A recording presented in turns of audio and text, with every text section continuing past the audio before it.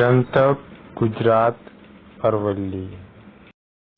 નમસ્કાર, જનતક ચેનલમાં આપનું સ્વાગત છે અને હું છું જનતક ચેનલથી અને જોઈએ આજના મહત્વના સમાચાર।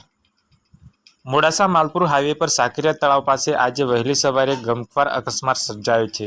મળતી માહિતી મુજબ અજાણ્યા વાહને એક્ટિવાને જોરદાર ટક્કર મારી હતી। એક્ટિવા પર સવાર સાકરિયા ગામના ખાંટવાડા વિસ્તારના 35 વર્ષીય ઉમેશ ડાહિયાભાઈ તરારનું ઘટના સ્થળે જ મોત નીપજ્યું છે, જ્યારે એક્ટિવા ચલાવી રહેલા 55 વર્ષીય અપંગ બાબુભાઈ માલાભાઈ ખાંટને ગંભીર ઈજાઓ પહોંચી છે। તેમને તાત્કાલિક 108 એમ્બ્યુલન્સ મારફતે મોડાસા સાર્વજનિક હોસ્પિટલમાં સારવાર માટે ખસેડવામાં આવ્યા છે।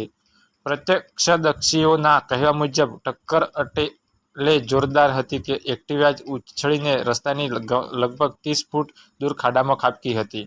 ઘટનાની જાણ થતાં જ સાકરિયા ગામના ગ્રામજનો અને આસપાસના લોકોના ટોળા ઘટનાસ્થળે દોડી આવ્યા હતા।